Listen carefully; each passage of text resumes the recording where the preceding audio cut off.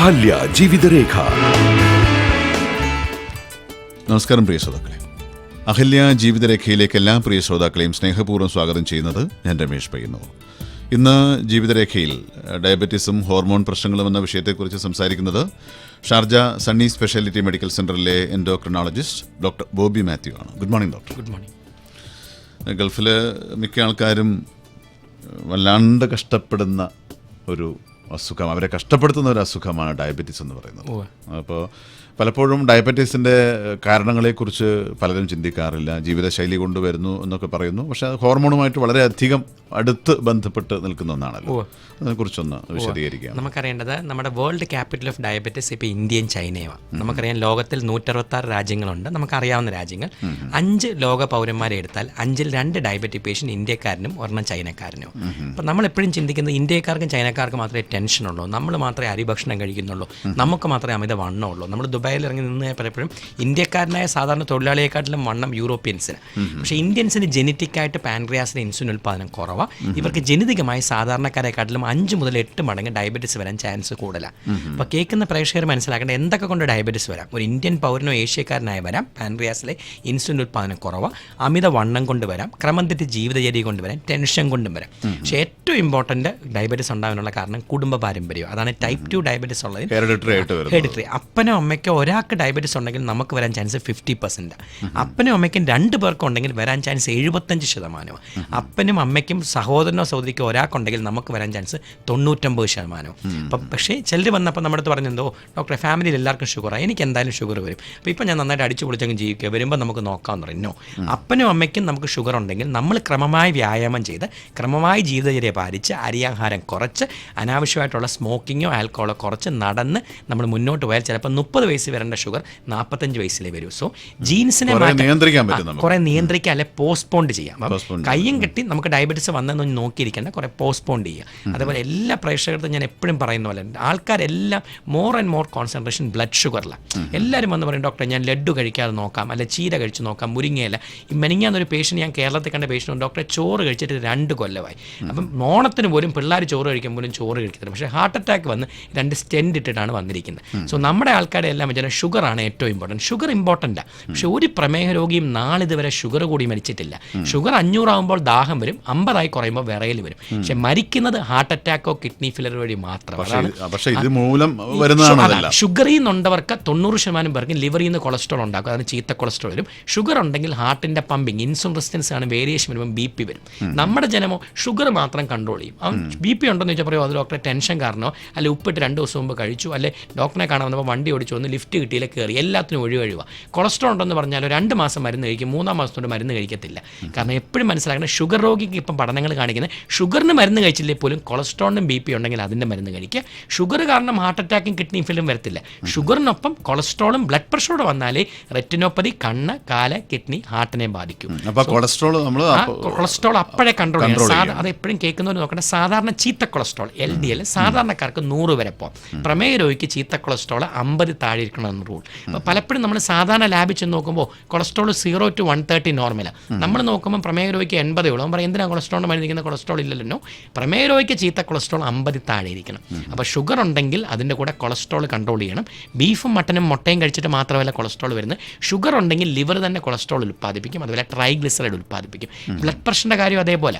നമ്മൾ BP എന്ന് normally പറയുന്നത് 140-90. പ്രമേയ രോഗിയുടെ BP 140-80 കൂടാൻ പാടില്ല. ആ BP വരുമ്പോൾ തന്നെ കിഡ്നി വഴി പ്രോട്ടീനൂടെ കൂടുതൽ പോകും. അതിനാണ് യൂറിൻ ആൽബുമിൻ എന്ന് പറഞ്ഞ്. ഇത് രണ്ടുകൂടെ കൺട്രോൾ ചെയ്യാനാണ് കറക്റ്റ് മരുന്നുകൾ കഴിക്കുന്നത്. സോ ഷുഗറിൻ്റെ മരുന്ന് കഴിച്ചുകൊണ്ടായില്ല. ABC of diabetes. A എന്ന് വെച്ചാൽ HbA1c അഥവാ 3 മാസത്തെ ആവറേജ്, അത് 6.5 താഴെയാക്കുക. Blood pressure 140-80 താഴെയാക്കുക. കൂടെ കൊളസ്ട്രോൾ, ചീത്ത കൊളസ്ട്രോൾ 50 താഴെയാക്കുക. ഹൃദയരോഗികൾക്ക് ഇപ്പോൾ LDL കൊളസ്ട്രോൾ 0 മതിയെന്ന്. നമ്മുടെ പല ആൾക്കാരും കൊളസ്ട്രോളിന് 2 മാസം മരുന്ന് കഴിച്ചിട്ടുണ്ട്. ഡോക്ടറെ നോക്കിയപ്പോൾ ഒത്തിരി അങ്ങ് താന്നു പോയി. അപ്പോൾ മറ്റേ ഡോക്ടറിൻ്റെ അടുത്ത് പറഞ്ഞു കുറച്ചാണ് മരുന്ന് കഴിക്കേണ്ടല്ലേ, 3 ദിവസം മുമ്പ് 1 കഴിക്കുന്ന പറയും. ഇപ്പം നമുക്ക് അറിയേണ്ടത് LDL 0 കിട്ടിയാലും കുഴപ്പമൊന്നുമില്ല, 50 താഴെ ഒരു വാല്യൂ മതി. സോ കൊളസ്ട്രോളിൻ്റെ മരുന്നും BPയുടെ മരുന്നും കണ്ടിന്യൂ ചെയ്യുക. അതേപോലെ പല പഠനങ്ങളും ഇപ്പോൾ കാണിച്ചിരിക്കുന്നത് കൊളസ്ട്രോളിൻ്റെ മരുന്ന് 4 മാസം കഴിച്ചിട്ട് ചിലർ നിർത്തുന്നവരുണ്ട്. നിർത്തിക്കഴിയുമ്പോൾ പിന്നെ തിരിച്ചു വരുന്ന ചീത്ത കൊളസ്ട്രോൾ സാധാരണ ചീത്ത കൊളസ്ട്രോൾ ഡബിൾ ഡേഞ്ചറാണ്. ഇങ്ങനെയുള്ളവർക്ക് ഡബിളായിട്ട് ഹാർട്ട് അറ്റാക്കും അതിനേക്കാൾ ഉപരി പക്ഷാഘാതം, സ്ട്രോക്ക് വരാൻ ഹൈ ചാൻസാണ്. സോ എപ്പോഴും അറിയേണ്ടത് ഷുഗറിനെ മാത്രം ചികിത്സിച്ചുകൊണ്ട് ലോകം മുഴുവൻ ഓടണ്ട. ചീരയും മുരിങ്ങയിലയും പാവയ്ക്കയും പച്ചക്കറിയും കഴിച്ച് കൂടെ ബി-പിയും കൊളസ്ട്രോൾ ഉണ്ടെങ്കിൽ അതിൻ്റെ മരുന്ന് കറക്റ്റായിട്ട് കഴിക്കുക. പാരമ്പര്യമായിട്ട് ഷുഗർ വരാൻ സാധ്യതയുള്ള ആൾക്കാരുണ്ട്. അപ്പോൾ ഇവർ പ്രമേഹ രോഗികളായില്ലെങ്കിൽ പോലും അവർക്ക് ബോർഡർ ലൈനിൽ നിൽക്കുന്ന ആൾക്കാരുണ്ടാവും. അപ്പോൾ അവരുടെ ഈ കൊളസ്ട്രോളിൻ്റെയും ബി-പിയുടെയും സാർ പറഞ്ഞ കാര്യങ്ങൾ ഭയങ്കര ഇമ്പോർട്ടൻ്റാണ്. ബോർഡർ ലൈൻ ഷുഗർ ഉണ്ടോ ഇല്ലയോ എന്ന് അറിയുന്ന ടെസ്റ്റാണ് HbA1c. ആ 3 മാസത്തെ ആവറേജ്. അത് നോർമൽ, ഇത് കേൾക്കുന്നവരെല്ലാം നോർമൽ ഫാസ്റ്റിംഗ് ഷുഗർ ഇന്നൊരു ലാബിൽ 100 ആയിരിക്കും, നാളെ 80 ആയിരിക്കും. ഇന്ന് രാവിലെ 2 ചപ്പാത്തി കഴിച്ചിട്ട് ഷുഗർ കഴിക്കുന്നത് 150 ആയിരിക്കും, നാളെ അതേ 2 ചപ്പാത്തി കഴിച്ച് 210 വരെ. അപ്പം നമുക്ക് എപ്പോഴും ഡൗട്ട് ഇത് ഉണ്ടോ ഇല്ലയോ. മലയാളം HbA1c ഇദ്ദേഹം പറഞ്ഞ ഏറ്റവും ഇമ്പോർട്ടൻറ്റ് HbA1c ചെക്ക് ചെയ്യുക. 3 മാസത്തെ ആവറേജ് 5.7 താഴെയാണ് നോർമൽ. 5.7നും 6.4നും ഇടയ്ക്കാണെങ്കിൽ പ്രീ ഡയബറ്റിസ്, അതാണ് 5.7 to 6.4. ഈ റേഞ്ചിലുള്ളവരാണ് നമ്മൾ കുറച്ച് ഷുഗർ എന്ന് പറയുക, അല്ലെങ്കിൽ ഭാവിയിൽ ഇങ്ങനെയുള്ളതിൽ 40% പേരും ഡയബറ്റിക് പേഷ്യൻ്റായി മാറാം. സോ ഇങ്ങനെയുള്ളവർക്ക് 2 രീതിയിൽ മുന്നോട്ട് പോകാം. ഒന്ന്, ഡയറ്റും എക്സസൈസും വെയിറ്റും ലൂസ് ചെയ്ത് 6 മാസം കഴിഞ്ഞ് HbA1c നോക്കുക. അത് കുറഞ്ഞു പോകുന്നുണ്ടെങ്കിൽ വ്യായാമം തുടരുക. സപ്പോസ് ഒരു വ്യക്തിക്ക് HbA1c 6.4, ആ പുള്ളി നന്നായിട്ട് ഡയറ്റും എക്സസൈസും എല്ലാം ചെയ്യുന്നു, കറക്റ്റ് 6 മാസം കഴിഞ്ഞ് ഇതെല്ലാം ചെയ്തതിനു ശേഷം നോക്കുമ്പോൾ HbA1c 6.8. അതിൻ്റെ അർത്ഥം വ്യായാമം ഒക്കെ ചെയ്യുന്നുണ്ട്, പക്ഷേ പാൻക്രിയാസിലെ ഇൻസുലിൻ പിന്നെയും കുറഞ്ഞു. ആ വ്യക്തിക്ക് അപ്പം തന്നെ മരുന്ന് സ്റ്റാർട്ട് ചെയ്യുക. അതാണ് മെറ്റ്ഫോമിൻ. അതാണ് പണ്ടത്തെ പോലെ ഡയോണിലല്ല, ഗ്ലൈസിഫേജ് അഥവാ ഇവിടെ കിടന്ന ഗ്ലൂക്കോഫേജ്, മെറ്റ്ഫോമിൻ സ്റ്റാർട്ട് ചെയ്യുന്ന ഫാറ്റി ലിവർ കുറയ്ക്കുക, വെയിറ്റ് ഇച്ചിലൂടെ കുറച്ച് ഷുഗർ കൺട്രോൾ ചെയ്യുക. സോ സാറ് പറഞ്ഞതിൻ്റെ ആദ്യത്തെ പോയിന്റ്, അതേപോലത്തെ വ്യക്തികൾക്ക് തന്നെ ബി-പിയും കൊളസ്ട്രോൾ ഉണ്ടെങ്കിൽ ബി-പിയും കൊളസ്ട്രോളിനും അതിൻ്റെ കൂടെ മരുന്ന് കഴിച്ചിരിക്കണം. ഷുഗറിൻ്റെ മരുന്ന് 6.5 വരെ പോസ്റ്റ്പോൺ ചെയ്യാം, പക്ഷേ ബ്ലഡ് പ്രഷറിൻ്റെയും കൊളസ്ട്രോളിൻ്റെയും മരുന്ന് ഷുഗറിന്റെ മരുന്ന് കഴിക്കുന്നതിന് മുൻപേ മരുന്ന് കഴിച്ചിരിക്കണം. ഷുഗറിന് 6.5 കഴിഞ്ഞിട്ട് കഴിച്ചാൽ മതി. പക്ഷേ ഷുഗർ പേഷ്യൻ്റ് മരണപ്പെടുന്നത് ഹാർട്ടും കിഡ്നി ആയതുകൊണ്ട് LDL കൊളസ്ട്രോൾ 100 കഴിഞ്ഞാൽ അപ്പം തന്നെ മരുന്ന് സ്റ്റാർട്ട് ചെയ്യണം. ബി-പി 148 കഴിഞ്ഞാൽ സ്റ്റാർട്ട് ചെയ്യണം. പക്ഷേ ഷുഗറിൻ്റെ മരുന്ന് നമുക്ക് പിന്നെ HbA1c 6.5 വരെ പോസ്റ്റ്പോൺ ചെയ്യാം. അതാണ് ഞാൻ പറഞ്ഞത്, ടൈപ്പ് 2 പ്രമേഹ രോഗികൾക്ക് ഏറ്റവും ഇമ്പോർട്ടൻറ്റ് ഷുഗറിനേക്കാൾ ഉപരി ബി-പിയും കൊളസ്ട്രോളും ഹാർട്ടും കിഡ്നിയും സെക്ഷൽ ഫംഗ്ഷനുമാണ്. മറിച്ച് കുട്ടികൾക്ക് വരുന്ന ടൈപ്പ് 1 പ്രമേഹമോ നമുക്കറിയാം, കുട്ടികൾക്ക് 5-8 വയസ്സിൽ ടൈപ്പ് 1 വരും. ഷുഗർ 800-1000 ആയിട്ടാണ് പിതാവ് അച്ഛനും അമ്മയും കൊണ്ടുവരുന്നത്. പക്ഷേ ആ കൊച്ചു മരിക്കുന്നുണ്ടോ? ഇല്ല. അവർ 90 വയസ്സ് വരെ സാറിന് ജീവിച്ചിരിക്കും. ഷുഗർ ഇടുമ്പോൾ ദാഹം വരും, കീറ്റോസ് വരും, അല്ലെങ്കിൽ മൂത്രം ഉറുമ്പിപ്പോകും, ഭയങ്കര ചൊറിച്ചിലും ഇൻഫെക്ഷനും വരും. പക്ഷേ അവർക്ക് കുട്ടികൾക്ക് ടൈപ്പ് 1ൻ്റെ കൂടെ ബി-പിയും കൊളസ്ട്രോളും ഇല്ല. ടൈപ്പ് 2ൻ്റെ കൂടെയാണ് ബി-പിയും കൊളസ്ട്രോൾ. അതാണ് ടൈപ്പ് 2 പ്രമേഹ രോഗികളെ നമ്മുടെ കേരളത്തിലാണ് ഡയബറ്റോളജിസ്റ്റ് എന്നൊക്കെ പറഞ്ഞ് എല്ലാവരും ചികിത്സിക്കുന്നത്. അമേരിക്കയിൽ ചെന്ന ഡയബറ്റീസിനെ ചികിത്സിക്കുന്ന കാർഡിയോളജിസ്റ്റും നെഫ്രോളജിസ്റ്റും കൂടെ. കാരണം മെജോറിറ്റി പേഷ്യൻ്റ് അറ്റാക്ക് വന്നിട്ടും കിഡ്നി പോയിട്ടും കാർഡിയോളജിസ്റ്റും നെഫ്രോളജിസ്റ്റും നമ്മൾ ആ പ്രമേഹത്തെ മാത്രം കേന്ദ്രീകരിച്ച് ഷുഗറിനെ മാത്രം. അതാണ് ഈ ഇടയ്ക്ക് ഞാനൊരു പഠനത്തിന് ഓൾ ഇന്ത്യ ഇൻസ്റ്റിറ്റ്യൂട്ടിൽ പോയപ്പം അവിടുത്തെ ഡോക്ടേഴ്സ് ഫസ്റ്റ് പറയുന്നത് മലയാളി പേഷ്യൻസിന് they are very much educated, വിദ്യാഭ്യാസം ഭയങ്കരമായിട്ടുണ്ട്. അവർ മലയാളീസിന് പറഞ്ഞാൽ 99% സാക്ഷരതയും 100% സംശയവും. അതാണ് മലയാളി പേഷ്യൻ്റ്. കാരണം ഒരു അമേരിക്കക്കാരൻ നമ്മുടെ പേഷ്യൻ്റായിട്ട് വന്നാൽ അവൻ ഫസ്റ്റ്, കഴിഞ്ഞ ആഴ്ച ഞാൻ വന്നപ്പോൾ കണ്ടൊരു പേഷ്യൻ്റ് യൂറോപ്യൻ ഫസ്റ്റ് അസുഖത്തെ പറ്റി അവൻ പറഞ്ഞു, ഡോക്ടർ ഈ കൊളസ്ട്രോൾ കൂടിയാൽ എത്ര അറ്റാക്ക് വരും, ബി-പി എത്ര കൂടിയാൽ കിഡ്നി പോകും, അവൻ അസുഖത്തെ പറ്റി ചോദിക്കാനുള്ളൂ.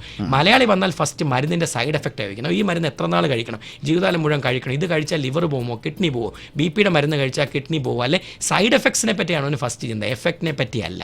അതുകൊണ്ട് എന്തുവാ, മരുന്ന് വലിച്ച് നീട്ടിക്കണം. 45 വയസ്സ് കഴിക്കണം മരുന്ന് മുടക്കി 55 വയസ്സിൽ ഹാർട്ട് അറ്റാക്കും കിഡ്നി ഫെയിലറും വരുന്നിടം വരെ വലിച്ച് നീട്ടും. എന്നിട്ട് നാട്ടിൽ ചെന്ന് 2 ബൈപ്പാസും ചെയ്ത് സ്റ്റെൻറ്റ് വിട്ടിട്ട് പിന്നെ ഡോക്ടർ പറയുന്നത് പിന്നെ മരുന്നിൻ്റെ സൈഡ് എഫക്റ്റിനെ പറ്റി ചിന്തയില്ല.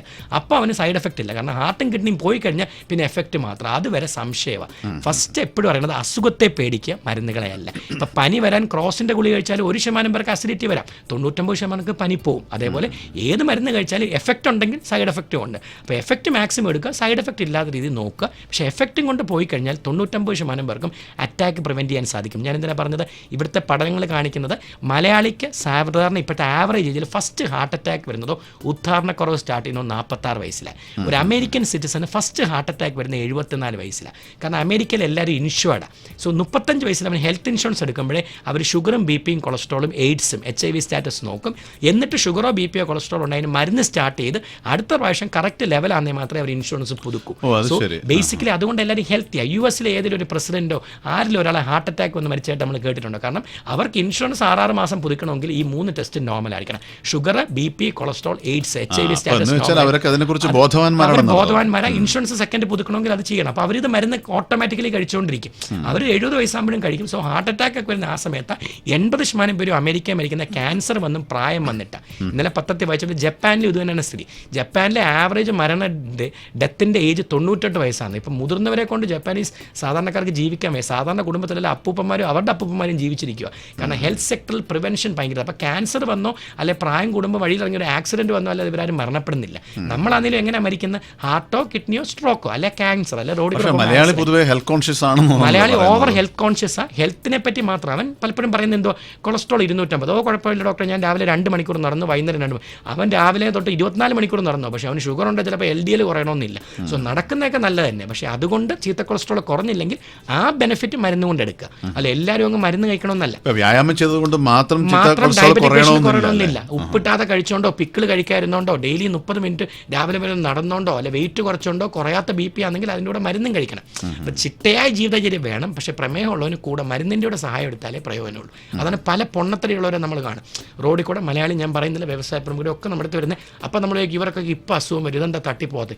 ഇവർക്കൊന്നും ഒരു അസുഖമില്ല, കാരണം ഇവരൊന്നും വ്യായാമം ചെയ്തില്ലായിരിക്കും, പക്ഷേ മരുന്ന് കറക്റ്റ് അവരുടെ സെക്രട്ടറിമാർ കറക്റ്റ് സമയാസമയം ഷുഗറിനും BPക്കും കൊളസ്ട്രോളിനും ആസ്പിരിനോ സെക്സ് ഹോർമോൺ കുറവുണ്ട് അതും കൊടുക്കും. സോ 90 വയസ്സിലോ 70 വയസ്സിലോ ഇവരൊരു കുഴപ്പമില്ലാതെ പോകും. ഇവരുടെ തൊഴിലാളികളോ 35-40 ഹാർട്ട് അറ്റാക്കും കിഡ്നി ഫെയിലിയർ വന്ന് പകുതി വഴിയിൽ പ്രവാസി ജീവിതം മുടക്കി നാട്ടിൽ പോയി ചുമ്മാ ഇരിക്കുന്നതാണ്. സോ ബേസിക്കലി അസുഖമുണ്ടെങ്കിൽ കറക്റ്റ് സയൻറ്റിഫിക്കായിട്ട് പോവുക, ലൂസ് സ്റ്റോക്ക് കേട്ടും പോകരുത്. അതുപോലെ തന്നെ വളരെ പ്രധാനപ്പെട്ട ഒരു അസുഖമാണ് തൈറോയിഡ്. തൈറോയിഡ് കുറഞ്ഞാലും കൂടിയാലും പ്രശ്നം തന്നെ. തൈറോയ്ഡ് എന്ന് വെച്ചാൽ ശരിക്കും കഴുത്തിലെ ഒരു ഗ്രന്ഥി. പണ്ട് നമ്മൾ തൈറോയ്ഡ് ഉണ്ടെന്ന് ചോദിച്ചാൽ ആൾക്കാർ ഉടനെ പിടിച്ചു നോക്കിയിട്ട് പറയും ഡോക്ടർ എനിക്ക് മുഴയില്ലെന്ന് പറയും, അത് ഗോയിറ്റർ. ഇപ്പം നമുക്കറിയാം 10 ൽ 9 പേർക്കും ബ്ലഡിലാണ് ചേഞ്ച്, മുഴയല്ല. അതിൽ തന്നെ പെണ്ണുങ്ങൾക്ക് തൈറോയ്ഡ് വരുമ്പോൾ നേരത്തെ അറിയും. ഇവർക്ക് ബ്ലീഡിങ് കൂടും കുറയും, ചിലർക്ക് ബ്രസ്റ്റ് സ്ഥലങ്ങളുടെ വലിപ്പം കൂടും കുറയും, കുട്ടികൾ ഉണ്ടാവത്തില്ല, ആർത്തവത്തിൻ്റെ അല്ലെ ക്രമം തെറ്റും, ഇതൊക്കെ വെച്ച് നേരത്തെ അറിയാം. അതുകൊണ്ട് സ്ത്രീ എന്തിനു പോയാലും ഡോക്ടർമാർ തൈറോയ്ഡ് ചെക്ക് ചെയ്യും. ഒരു കൗമാരക്കാരിയായ പെണ്ണ് തടിക്ക് പോയാലും ചെക്ക് ചെയ്യും, മെൻസസ് തെറ്റാലും ചെക്ക് ചെയ്യും. ഒരു സ്ത്രീക്ക് കുട്ടികൾ ഉണ്ടായില്ലേ ചെക്ക് ചെയ്യും, അബോർഷനായി ചെക്ക് എപ്പോഴും ചെക്ക് ചെയ്യും. പുരുഷൻ എപ്പോഴാണ് ചെക്ക് ചെയ്യുന്നത്, ഒരിക്കലും ചെക്ക് ചെയ്യാറില്ല. അതാണ് പുരുഷന്മാരിലെ തൈറോയ്ഡ് ഇപ്പോൾ 90% കണ്ടുപിടിക്കപ്പെടുന്ന ലേറ്റായിട്ടാണ്. പുരുഷന്മാർക്ക് ലക്ഷണം എന്തോ ക്ഷീണം, തളർച്ച, ജോലിയാണ് ഉന്മേഷമില്ലായ്മ, ഇച്ചിരി കഴിച്ചാലും വണ്ണം വെക്കുന്നു, ചിലർക്ക് അമിതമായ കൂർക്കമ്പലി, ചിലർക്ക് തലമുടി പൊഴിച്ചിൽ, ഫാറ്റി ലിവർ, സെക്സിന് താല്പര്യമില്ലായ്മ, മസിലിന് കഴപ്പ്. സോ ഒരുമാതിരി നോക്കുമ്പോൾ ക്ഷീണം, തളർച്ച, ജോലി ചെയ്യാൻ ഉജാറില്ല, കൂർക്കമ്പലി, ഇതെല്ലാം നമ്മൾ വിചാരിക്കും പ്രായമായതുകൊണ്ട് വന്നതല്ലേ, അല്ലെങ്കിൽ ഇച്ചിരി തടി കൂടിയോണ്ട് വന്നല്ലേ. ഫാറ്റി ലിവർ നമ്മൾ വിചാരിക്കും 2 പെഗ് അടിച്ചുകൊണ്ട് വന്നല്ലേ അതുകൊണ്ട് വന്നോ. ഇത് തൈറോയ്ഡ് കാരണവും സ്ത്രീകളെ പോലെ പുരുഷന്മാർക്കും വരാം. അപ്പോൾ തൈറോയിഡിൻ്റെ ലക്ഷണങ്ങൾ വേണമെന്നില്ല, ഏത് ലക്ഷണവും തൈറോയിഡിൻ്റെയും ഷുഗറിൻ്റെ ആവാം. അതുകൊണ്ടാണ് ഷുഗറിനൊപ്പം ഇപ്പോൾ ഏത് പേഷ്യൻ്റ് എവിടെ പോയാലും തൈറോയിഡ് ചെക്ക് ചെയ്യുന്നു. പക്ഷേ സ്ത്രീകൾക്കുള്ള പോലെ തുറന്നു നോക്കുന്ന ലക്ഷണങ്ങൾ പലപ്പോഴും പുരുഷന്മാർക്ക് കുറവാണ്. തൈറോയ്ഡ് കൂടിയാൽ കൂടുന്നതിൻ്റെ ലക്ഷണം സാറേ ഹൈപ്പർ തൈറോയിഡിസം. നമ്മൾ സമൂഹത്തിൽ കാണുന്ന 10 ൽ 9 പേർക്കും ഹൈപ്പോ തൈറോയിഡിസം, തൈറോയിഡിൻ്റെ ഹോർമോൺ കുറയുന്നു. അപ്പോഴാണ് തടി കൂടുന്നു, ക്ഷീണം, തളർച്ച, മാസമുറ തെറ്റുന്നു, തലമുടി പൊഴിയുന്നു. 1% പേർക്ക് കാണുന്നതാണ് ഹൈപ്പർ. അതാണ് ഏറ്റവും ഭീകരം. ഫസ്റ്റ് വെയിറ്റ് അങ്ങ് കുറയും. എത്ര ഭക്ഷണം കഴിച്ചാലും ശരീരത്തിൽ കാണുന്നില്ല, പടപടാന്ന് വെയിറ്റ് കുറയും. ചിലർക്ക് നെഞ്ച് ഭയങ്കരമായിട്ട് ഇടിച്ചുകൊണ്ടിരിക്കും, ടാക്കിക്കാർഡ്, ചിലർക്ക് കൈ തുറന്നു നോക്കുമ്പോൾ വിറച്ചുകൊണ്ടിരിക്കും, ഇടയ്ക്കിടയ്ക്ക് ബാത്റൂമിൽ പോകണം, പെട്ടെന്ന് ദേഷ്യം, പെട്ടെന്ന് സങ്കടം, ഇറിറ്റേഷൻ. അത് ഫസ്റ്റ് സിംറ്റമേ weight loss, inability to gain weight after eating. ഭക്ഷണം കഴിക്കുന്നുണ്ട് പക്ഷേ വിശപ്പുണ്ട്, വെയിറ്റ് കുറഞ്ഞു പോകുന്നു, നെഞ്ചിരിക്കുന്നു, കൈ വിറയ്ക്കുന്നു, പെട്ടെന്ന് ദേഷ്യം, ഇറിറ്റേഷൻ, ചിലർക്ക് കണ്ണ് തുറച്ചു നോക്കിക്കൊണ്ടിരിക്കും. സോ നമ്മളിതെല്ലാം കാണുമ്പോൾ എന്താ വിചാരിക്കും, ടെൻഷൻ കാരണം. ആൾക്കാർക്ക് ഇവന് ഭയങ്കര ടെൻഷനാണ്. പല ആൾക്കാരും നമ്മുടെ അടുത്ത് ഇവിടുന്ന് AIDS TB ആണെന്ന് പറഞ്ഞു വരുന്നത്. അവർ പറയും ഡോക്ടറെ പണ്ട് 60 കിലോ ഉണ്ട്, പെട്ടെന്ന് 50 കിലോ ആയിപ്പോയി. ആൾക്കാരെല്ലാം ഷുഗർ ചെക്ക് ചെയ്തു, ഒന്നും കണ്ടുപിടിക്കുന്നില്ല, എക്സ്റേ എടുത്തു, പക്ഷേ നാട്ടിൽ പോയി TB ആണോ ക്യാൻസർ ആണെന്ന് നോക്കിയിട്ട് വരാൻ പറഞ്ഞു. അൾട്ടിമേറ്റ്ലി നോക്കുമ്പോൾ തൈറോയിഡിൻ്റെ ഹോർമോൺ കൂടുതലായിരിക്കും. സോ വെയിറ്റ് കൂടുന്നത് ഒരു പരിധിവരെ ഹൈപ്പോ, പക്ഷേ വെയിറ്റ് കണിശമായും കുറഞ്ഞിരിക്കുന്ന അസുഖമാണ് ഹൈപ്പർ തൈറോയിഡിസം. ഇതിന് മരുന്നുകൊണ്ട് അയഡിൻ തെറാപ്പി ഉണ്ട്, റേഡിയോ ആക്റ്റീവ് അയഡിൻ്റെ ക്യാപ്സൂൾ വിഴുങ്ങി നശിപ്പിക്കുന്നുണ്ട്. ഏത് പ്രായത്തിലും ഹൈപ്പർ തൈറോയിഡിസം വരാം. പക്ഷേ ഹൈപ്പോ തൈറോയിഡിസം നമുക്ക് ഒരുവിധം 20 വയസ്സിന് ശേഷം കാണും. ഹൈപ്പർ തൈറോയിഡിസം യൂഷ്വലി 40 വയസ്സിന് ശേഷമുള്ള മധ്യവയസ്കരിലാണ് കാണുന്നത്. സോ ഇന്ന പ്രായത്തിലെന്നല്ല, ലക്ഷണങ്ങളാണ് ഇമ്പോർട്ടൻറ്റ്. വെയിറ്റ് കൂടുന്നുണ്ടെങ്കിൽ ഈ കുട്ടികളുടെ ഹൈറ്റ് വെയിറ്റ് ഇതൊക്കെ പലപ്പോഴും മാതാപിതാക്കൾ അലട്ടുന്ന ഒരു കാര്യമാണ്. അപ്പോൾ തൈറോയിഡായിട്ട് ബന്ധപ്പെട്ട് കിടക്കുന്നതായിരിക്കും. ഹൈറ്റ് ആണ് ശരിക്കും കുട്ടികൾക്ക് എപ്പോഴും ഇത് കേൾക്കുന്ന മാതാപിതാക്കൾ അറിയേണ്ടത്. കുട്ടികൾക്ക് 3 വളർച്ചയുള്ളൂ. 1 പൊക്കം, 2 ബുദ്ധി, 3 ക്രമമായ ലൈംഗിക വളർച്ച. നമ്മുടെ മാതാപിതാക്കൾ പലപ്പോഴും എയിം ചെയ്യുന്ന തടി വെച്ചോ എന്ന തടി വളർച്ചയുടെ ഭാഗമല്ല.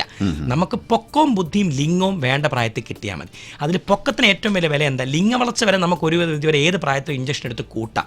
വണ്ണം നമുക്ക് ഒരു പരിധി വരെ കൂട്ടാം, ഒരു പരിധി വരെ കുറയ്ക്കാം. പക്ഷേ പൊക്കം നമുക്ക് പെൺകുട്ടികൾക്ക് 14 വയസ്സ് വരെയും ആൺകുട്ടികൾക്ക് 16 വയസ്സ് വരെ മാത്രമേ ഇപ്പോൾ സാധാരണ പൊക്കം വെക്കാറുള്ളൂ. പണ്ട് 20 വയസ്സ് വരെ വെക്കുമെന്ന് പറയും. കാരണം അന്ന് എല്ലാ വീട്ടിലും 5ഉം 10ഉം കുട്ടികളുണ്ട്. അപ്പോൾ കഴിക്കാനും ഭക്ഷണത്തിനും അമ്മയുടെ മുലപ്പാൽ പോലും പല കുട്ടികൾക്കും കിട്ടത്തില്ല. ഇപ്പോൾ 1-2 കുട്ടികളേ ഉള്ളൂ. എല്ലാവർക്കും കൗമാരം നേരത്തെ വരുന്നു. പണ്ട് മാസമുറ ആരംഭിക്കുന്ന 16 വയസ്സിലാണെങ്കിൽ ഇപ്പോൾ 11 വയസ്സിലാണ് പെൺകുട്ടികൾക്ക് മെൻസസ് വരുന്നത്. സോ പെൺകുട്ടികളുടെ വളർച്ച 14 വയസ്സാകുമ്പോഴും ആൺകുട്ടികളുടെ 16 വയസ്സിലും തീരും. പക്ഷേ പലരും പൊക്കക്കുറവിന് നമ്മുടെ അടുത്ത് വരുന്നത് 20 വയസ്സാകുമ്പോഴാണ്. അവർ പലപ്പോഴും പറയും ഡോക്ടറെ പൊക്കം വെക്കുന്നില്ല. പക്ഷേ ഞങ്ങൾ വിചാരിച്ചു നല്ല ഭക്ഷണം കൊടുക്കുക, ചീര, മുരിങ്ങയില, പാവയ്ക്ക, വെള്ളരിക്ക, സാലഡ്, ബീഫ്, പാലിനകത്ത് മുട്ടയടിച്ച് സൂപ്പ്, ഇതൊക്കെ കൊടുത്തിട്ടാണ് പൊക്കം വെപ്പിക്കാൻ നോക്കുന്നത്. മനസ്സിലാക്കേണ്ടത് 10% ശതമാനം ഭക്ഷണം മാത്രം മതി പൊക്കത്തിനും ലൈംഗിക വളർച്ചയ്ക്കും. അതാണ് ഏറ്റവും കൂടുതൽ ലൈംഗിക അരാജകത്വങ്ങൾ ഡൽഹിയിലാണെങ്കിലും എവിടെയാണെങ്കിലും ചേരി പ്രദേശത്തിലെ സാധാരണക്കാരൻ്റെ മക്കളാണ്. അവനാണ് 14 വയസ്സിലും ഡൽഹി കേസിലെ പ്രതി. കാരണം അവന് വേണ്ടതിലും കൂടുതൽ പൊക്കമുണ്ട്, ലൈംഗിക വളർച്ചയുണ്ട്, എല്ലാം ഉണ്ട്, ഭക്ഷണം കിട്ടുന്നില്ല, ലോകത്തോട് മുഴുവൻ ദേഷ്യവും ഇറിറ്റേഷനും. അതാണ് കഴിക്കുന്നതിൻ്റെ 10% മതി പൊക്കത്തിനും ലൈംഗിക വളർച്ചയ്ക്കും, 90% തടി വെക്കാനാണ്. പക്ഷേ നമ്മുടെ മാതാപിതാക്കൾ വിചാരിക്കുന്നതോ കഴിപ്പിച്ചിട്ട് പൊക്കം വയ്ക്കാൻ നോക്കും, അതൊരിക്കലും സംഭവിക്കത്തില്ല. അച്ഛൻ്റെ അമ്മയുടെ ആനുപാതികമായി കുട്ടികൾക്ക് പൊക്കം വയ്ക്കുന്നില്ല, അല്ലെ ആ പ്രായത്തിലെ സമപ്രായക്കാരെ കുട്ടികൾക്ക് പൊക്കം വയ്ക്കുന്നു. നിങ്ങളുടെ കുട്ടിയുണ്ട് അസംബ്ലി നിൽക്കുമ്പോൾ നമ്മൾ ക്ലാസ്സിൽ പണ്ട് നാട്ടിൽ നിൽക്കുന്ന എന്താ ഏറ്റവും പൊക്കം കുറഞ്ഞ ഫ്രണ്ട് റോ, പൊക്കമുള്ളവൻ ബാക്ക് റോ. എൻ്റെ കുഞ്ഞ് അന്നും ഇന്നും 1ാം ക്ലാസ് തൊട്ട് 5ാം ക്ലാസ് വരെ ഫ്രണ്ട് റോയില്ല, ബാക്കി നാട്ടുകാരുടെ മക്കളെല്ലാം വളരുന്നു, എൻ്റെ കുഞ്ഞ് വളരുന്നില്ല, അല്ലെ ഇളയവൻ മൂത്തവനെക്കാട്ടിലും വളരുന്നു, സമപ്രായക്കാരെ കുട്ടികളുടെ അത്രയും പൊക്കം വയ്ക്കുന്നില്ല. അപ്പോൾ ഫസ്റ്റ് ഡോക്ടറിനെ കണ്ട് ചോദിക്കേണ്ടത്, ഡോക്ടറെ എന്തുകൊണ്ട് പൊക്കം വയ്ക്കുന്നില്ല? ഇത് ഭാവിയിൽ 15 വയസ്സാകുമ്പോൾ കൗമാരം വരുമ്പോൾ വീണ്ടെടുക്കുമോ, അതോ ഇവൻ്റെ ശരീരത്തിലെ തൈറോയിഡോ കാൽസ്യമോ ഗ്രോത്ത് ഹോർമോണിൻ്റെ കുറവാണെന്നറിഞ്ഞ് ഗ്രോത്ത് ഹോർമോണിൻ്റെ കുറവുണ്ടെങ്കിൽ ആദ്യമേ ഗ്രോത്ത് ഹോർമോൺ എടുക്കുക. തിരിച്ച് 16 14 വയസ്സ് കഴിഞ്ഞിട്ട് നമ്മുടെ അടുത്ത് എന്ന് പറയുന്നത്, ഡോക്ടറെ 10 സെൻറ്റ് സ്ഥലം കാക്കാനോട് റൗണ്ട് 10 കോടി കിട്ടും, എൻ്റെ കൊച്ചിന് പൊക്കം വെച്ചാൽ 1 സെൻറ്റിമീറ്റർ 1 കോടി രൂപ മുടക്കിയാൽ പോലും കിട്ടത്തില്ല. കാരണം വണ്ണം ലിംഗം നമുക്ക് കൂട്ടാം, പക്ഷേ പൊക്കം ആ സമയത്തെ കൂട്ടാൻ പറ്റും. ഇപ്പോൾ ഒരു അച്ഛനും അമ്മയ്ക്കും 2 കുട്ടികളുണ്ടെങ്കിൽ 2 കുട്ടികളും ഹൈറ്റിൽ വലിയ വ്യത്യാസങ്ങൾ കാണുന്നു, തടിയിൽ വ്യത്യാസങ്ങൾ കാണുന്നു. അതിൽ പോസിറ്റീവായിട്ടുള്ള ട്രെൻഡ് കാണും. എപ്പോഴും മനസ്സിലാക്കേണ്ടത് അച്ഛൻ്റെ അമ്മയുടെയും പൊക്കം അനുസരിച്ച് മക്കൾക്ക് എത്ര പൊക്കം കിട്ടണമെന്ന് അറിയാൻ ഫോർമുലയുണ്ട്. അപ്പം അച്ഛൻ്റെ പൊക്കം സെൻറ്റിമീറ്ററിൽ എടുക്കുക, പ്ലസ് അമ്മയുടെ പൊക്കം സെൻറ്റിമീറ്റർ. രണ്ടുപേരും കേൾക്കേണ്ടത്, ഇത് കേൾക്കുന്ന ഒരു പ്രേക്ഷകൻ ഭാര്യയ്ക്കും ഭർത്താവിനും 5 അടിയാ പൊക്കം നോക്കുക. സോ 150 സെൻറ്റിമീറ്റർ, 150 + 150 ഡിവൈഡഡ് ബൈ 2, പിന്നെ 150 + 6.5 സെൻറ്റിമീറ്റർ. അതാണ് ആൺകുട്ടി കിട്ടേണ്ട പൊക്കം. 156.5 - 6.5 സെൻറ്റിമീറ്റർ, 144 അല്ലെങ്കിൽ 145 ആ 0.5 ആണ് പെൺകുട്ടി കിട്ടേണ്ടത്. ഇതിന് ആനുപാതികമായി വെക്കുന്നോ ഇല്ലയോ നോക്കുക. അപ്പം നോക്കിക്കഴിഞ്ഞാൽ ആൺകുട്ടി അപ്പൻ്റെ അത്രയും അല്ലെ അപ്പനെ കാട്ടിലും, പെൺകുട്ടി അമ്മയുടെ അപ്പൻ്റെ നടുക്ക്, അതാണ് പൊക്കം. സോ അറ്റ്ലീസ്റ്റ് ഈ മിനിമം കിട്ടണം. അച്ഛൻ്റെ അമ്മയുടെ മിനിമം ഹൈറ്റ് കുട്ടികൾ കിട്ടിയാൽ കുഴപ്പമില്ല, അതിലും കുറഞ്ഞു പോയാലാണ് കുഴപ്പം. ഈ പ്രശ്നം എന്തുവാ, നമ്മൾ പലപ്പോഴും ആൾക്കാർ നെഗറ്റീവ് അസോസിയേഷൻ തേടും. ഒരു പയ്യന് പൊക്കം കുറവാണെന്ന് ഉടനെ പറയുന്നുണ്ടോ ഇവൻ്റെ വകയിൽ ഒരു ചിറ്റയുടെ ലുക്ക, അല്ലെ ഇവൻ അപ്പൻ്റെ അനിയൻ്റെ ലുക്ക്, അയാൾക്ക് പൊക്കം കുറവ്, അതുകൊണ്ട് ഇവനും പൊക്കം കുറഞ്ഞിരിക്കും. നമ്മൾ നെഗറ്റീവ് അസോസിയേഷൻ തേടുന്നത്. ഒരു പയ്യൻ പഠിച്ചില്ലെങ്കിൽ ഉടനെ പറയും ഇവൻ്റെ സ്വഭാവം, എൻ്റെ രൂപസാദൃശ്യം എല്ലാം ബന്ധുവില്ല, അതേപോലെ അവനും ഉഴപ്പ ഇവനും ഉഴപ്പ. അപ്പം പോസിറ്റീവ് അസോസിയേഷൻ തേടുന്നില്ല, നെഗറ്റീവ് തേടുന്നു. അതല്ല, ഒരു കുടുംബത്തിൽ പോസിറ്റീവ്, ഒരു വൃക്ഷത്തിൽ നിന്ന് വന്ന 2 ശിഖരങ്ങൾ പോലെ 2 ഒരേ വലിപ്പത്തിൽ വളർന്നു, ഒരു അച്ഛനമ്മയുടെ 2 കുട്ടികൾ 2 പൊക്കം ഉണ്ടെങ്കിൽ കൂടുതലുള്ളവന് വെച്ചോട്ടെ, പക്ഷേ കുറവുള്ളവൻ മറ്റവൻ്റെ ആ സാദൃശ്യം തോന്നാതെ എന്തുകൊണ്ട് ഇതിന് കുറഞ്ഞു, ഇവൻ്റെ ശരീരത്തിലെ ഏത് ഗ്രോത്ത് ഹോർമോണാണ് കുറഞ്ഞത്, അത് ഗ്രോത്ത് ഹോർമോൺ ആണെങ്കിൽ അത് ആദ്യമേ കണ്ട് ചികിത്സിക്കുക. തിരിച്ച് പൊക്കക്കുറവിന് വരുന്ന ഏറ്റവും വലിയ അസുഖം എന്തോ, ഞാൻ പറഞ്ഞു പൊക്കവും ബുദ്ധിയും ലൈംഗിക വളർച്ചയുടെ കാര്യം പറഞ്ഞു. ഒരു വ്യക്തിയെ ഞാൻ വഴി കാണുന്നു, അയാൾ എൻ്റെ അടുത്ത് പറഞ്ഞു ഞാൻ ഇന്നടത്ത് പഠിച്ചപ്പോൾ MA ഫസ്റ്റ് റാങ്കാണ്, ഞാൻ അവൻ്റെ അടുത്ത് സർട്ടിഫിക്കറ്റ് ചോദിക്കുന്നു, ഇല്ല ഫസ്റ്റ് റാങ്കാന്ന് വിചാരിച്ച് ഞാൻ പോകാനേ പറ്റത്തുള്ളൂ. ലൈംഗിക വളർച്ച മീശയും താടിയും കണ്ടറിയാൻ പറ്റും, ലിംഗ വളർച്ച ചിലപ്പോൾ കുറവായിരിക്കും, കണ്ടാൽ പൗരുഷനെ പോലെ ഇരിക്കും, പക്ഷേ പൊക്കം ഇല്ലെങ്കിൽ ഒറ്റ നോട്ടത്തിൽ അറിയാം കുള്ളനാ പൊക്കം ഇല്ലെന്നറിയാം. സോ പൊക്കം ലോകത്തിൽ ഏറ്റവും കൂടുതൽ വേണ്ടത് ആത്മവിശ്വാസത്തിനാണ്. പൊക്കം ഇല്ലാത്തവർക്ക് വരുന്ന അസുഖം ഷുഗറോ BPയോ കൊളസ്ട്രോളോ അല്ല, ഇൻഫീരിയോറിറ്റി കോംപ്ലക്സ്, അപകർഷതാബോധം, ജീവിതകാലം മുഴുവൻ അതിനെ വേട്ടയാട്. അത് സിനിമാടനായിക്കോട്ടെ, ഡോക്ടർ ആയിക്കോട്ടെ, എഞ്ചിനീയർ ആയിക്കോട്ടെ, 5 അടി പൊക്കമുള്ളവൻ്റെ ഹൃദയവേദന അവന് മാത്രമേ അറിയൂ. അവൻ്റെ മക്കളുടെ ക്ലാസ്സിൽ ചെന്നാലും, ഭാര്യയുടെ ഉദ്യോഗസ്ഥരുടെ, അവൻ്റെ ഫ്രണ്ട്സിൻ്റെ വീട്ടിൽ ചെന്നാലും പൊക്കം കുറഞ്ഞ ഹസ്ബൻഡ് ഉണ്ടെന്നുള്ള പുച്ഛം വരും. അതാണ് ഏറ്റവും ഇമ്പോർട്ടൻറ്റ്. തീർച്ചയായിട്ടും നമുക്ക് ചെറിയ ഇടവേളയ്ക്ക് ശേഷം ശ്രോതാക്കളുടെ കോൾസ് അറ്റൻഡ് ചെയ്യാം. Ahalya Jeevitharekha brought to you by Ahalya Hospital, Abu Dhabi and Musafa, Ahalya Medical Centers, Ahalya Exchange, powered by Majestic Optics, Abu Dhabi. Phone 02-6455-803. Ahalya ജീവിതരേഖ. The Metro E Info Fact Entertainment Show. Sunday to Thursday, 5 p.m. to 7 p.m. The Metro E presented by Super Flash Electronics and Home Appliances. Super Flash everywhere along with you. എന്താ ഒരു വിഷമം? വീട് പാലുകാച്ചിന് നാട്ടിൽ പോവുകയാണ്. ക്വാളിറ്റിക്ക് ഒരു വിട്ടുവീഴ്ചയും വരുത്താതെയാണ് എന്റെ സ്വപ്ന വീട് പണിതത്. ഇനിയിപ്പോ ഇലക്ട്രോണിക്സും ഹോം അപ്ലയൻസസും വാങ്ങണം. നല്ല ഗുണനിലവാരമുള്ള ഏത് ബ്രാൻഡാണ് വാങ്ങുന്നതെന്നൊരു സംശയം. ഇത്രയൊക്കെ നന്നായി ചെയ്തില്ലേ? മോശമാക്കണ്ട, ഫെൽട്രോൺ പ്രോഡക്ട്സ് വാങ്ങിക്കോളൂ. Digital entertainments, personal and beauty care, home utilities, kitchen appliances, ഇതിനെല്ലാം ബെസ്റ്റ് ചോയ്സ് ഫെൽട്രോൺ തന്നെ. Feltron, the future is on. Forum IIM offers BBA, BTech, BCom, MBA programs from A-grade government UGC-approved university from India at Abu Dhabi, Alain, Dubai, Sharjah campuses. Also offers training for CACPT, ACCA programs. For admissions, contact 055-5367-870 or 050-822-6401. Numbers once again 055-536-7870 or 050-822-6401. ഇതാ ഒരു സന്തോഷ വാർത്ത. Abu Dhabi Thaha medical സെന്ററിൽ പല്ലിൽ കമ്പിയിടുന്ന ചികിത്സ നാട്ടിലെ അതേ ചിലവിലും എളുപ്പത്തിലും ചെയ്യുന്നു. ഇനി പല്ലിൽ കമ്പിയിടുന്ന ചികിത്സയ്ക്ക് നാട്ടിൽ പോകേണ്ട ആവശ്യമേ ഇല്ല. കൂടുതൽ വിവരങ്ങൾക്ക് ബന്ധപ്പെടുക 050-8185-951. നിങ്ങളുടെ ആരോഗ്യ സംരക്ഷണത്തിൽ എപ്പോഴും നിങ്ങളോടൊപ്പം സ്വന്തം കുടുംബത്തെ പോലെ. Taha medical centre, old passport road, Abu Dhabi. Phone 63433438. Aroma rent car വിജയവീഥികളിൽ നിങ്ങളോടൊപ്പം. ഇപ്പോൾ അരോമയിൽ നിന്നും 2015 മോഡൽ കാർ വെറും 1390 ദിർഹംസ് പ്രതിമാസ വാടകയ്ക്ക്. Aroma rent car, drive to success. വാർത്തകളിലെ യാഥാർത്ഥ്യങ്ങൾ, നേരിട്ടറിഞ്ഞ നേരുകൾ. ഒരു വാർത്താ ദിനത്തിന്റെ പൂർണ്ണത. ശനി മുതൽ വ്യാഴം വരെ വൈകുന്നേരം 7 മണിക്ക്. Lulu News Hour, brought to you by Lulu Hypermarkets, Supermarkets and Department Stores in association with Introducing Mr. Light Power Station. Himani Navratna plus anti dandruff herbal cool oil. Lulu News Hour. Beauty tips. Moisturiser നമ്മുടെ കയ്യിലും കാലുകളിലും ഒക്കെ apply ചെയ്യുമ്പോൾ ശ്രദ്ധിക്കേണ്ട ഒരു കാര്യം എന്താണെന്ന് വെച്ചാൽ, നനവുള്ള സമയത്ത് വേണം ചർമ്മത്തിൽ മോയ്സ്ചറൈസർ പുരട്ടേണ്ടത്. ഇങ്ങനെ ചെയ്താൽ സ്കിൻ അത് പെട്ടെന്ന് തന്നെ വലിച്ചെടുക്കും. അതുകൊണ്ട് കുളി കഴിഞ്ഞ ഉടനെ ചെറിയൊരു നനവോടുകൂടി ഇരിക്കുമ്പോൾ മോയ്സ്ചറൈസർ പുരട്ടി നമ്മുടെ ശരീരമൊക്കെ നന്നായിട്ട് മസാജ് ചെയ്യാവുന്നതാണ്. Beauty tips.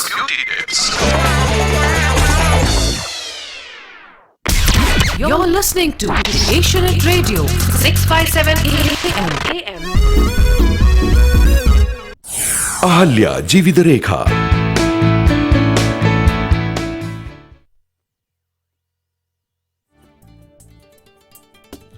ജീവിതരേഖ തുടരുന്നു. ജീവിതരേഖയിൽ ഹോർമോൺ പ്രശ്നങ്ങളും തൈറോയിഡ്, പ്രമേഹം തുടങ്ങിയ അസുഖങ്ങളും എന്ന വിഷയത്തെക്കുറിച്ച് സംസാരിക്കുന്നത് ഷാർജ സണ്ണി സ്പെഷ്യാലിറ്റി മെഡിക്കൽ സെന്ററിലെ എൻഡോക്രിനോളജിസ്റ്റ് ഡോക്ടർ ബോബി മാത്യു ആണ്. ശ്രോതാക്കൾക്ക് നേരിട്ട് വിളിച്ച് സംശയങ്ങൾ ചോദിക്കാം. വിളിക്കേണ്ട number 0439144163. Hello hello, good morning Jeevitharekha. ഡോക്ടറോട് സംസാരിക്കണം. പറഞ്ഞോളൂ സാറേ, ഞാൻ ഈ മാസം ഫസ്റ്റില് മറ്റേ ബ്ലഡ് റിസൾട്ട് ഒക്കെ എടുത്തിട്ടുണ്ടായിരുന്നു. അപ്പൊ അതില് FBS 97, കൊളസ്ട്രോൾ ടോട്ടൽ വന്നിട്ട് 211, ട്രൈഗ്ലിസറിഡ്സ് 88, HDL 50, LDL 143, creatine 1.2 and uric acid 8, പിന്നെ ALT SGBT 24. അപ്പൊ ഡോക്ടർ യൂറിക് ആസിഡ് കൂടുതലാ പറഞ്ഞു കഴിഞ്ഞിട്ട് അതിന് ലോറിക് 100 എന്ന് പറഞ്ഞിട്ടൊരു ഗുളിക കഴി തന്നിട്ടുണ്ടായിരുന്നു. കൊളസ്ട്രോളിന്റെ ഏത് മരുന്നാ കഴിച്ചു തുടങ്ങി? സോറി, കൊളസ്ട്രോളിന്റെ ഏത് മരുന്നാ കഴിക്കുന്നത്? LDL 150 എന്നല്ലേ പറഞ്ഞേ? LDL 143. എന്തായാലും 130 കൂടുതലാണ്. അപ്പം കൊളസ്ട്രോളിന്റെ മരുന്ന് കഴിച്ചു തുടങ്ങിയിട്ടുണ്ടോ?